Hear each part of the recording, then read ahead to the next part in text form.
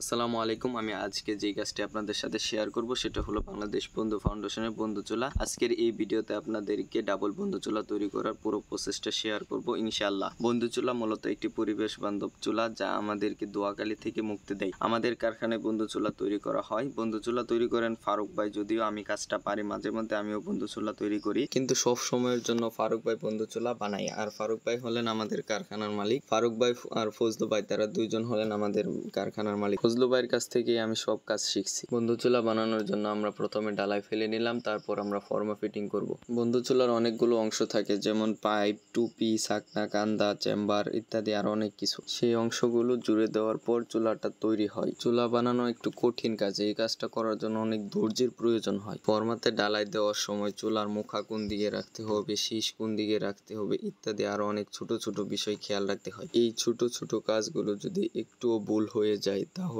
পুরো চুলাটা সম্পূর্ণ হয় না। চুলার ফিনিশিংটা একটু বেশি দিতে হয়, কারণ মানুষ চকচকে জিনিসটা দেখতে পছন্দ করে বেশি। একজন পুরাতন মানুষ যিনি সব সময় চুলা তৈরি করেন, তিনি সারাদিন 10টা চুলা বানাতে পারেন আমার দেখা মতো। আপনাদেরকে অন্য আরেকদিন দেখাবো চুলা ফিটিং করে কিভাবে। সবাই আমার জন্য দোয়া করবেন, আল্লাহ যেন আমাকে সুস্থ রাখেন। আসসালামু আলাইকুম।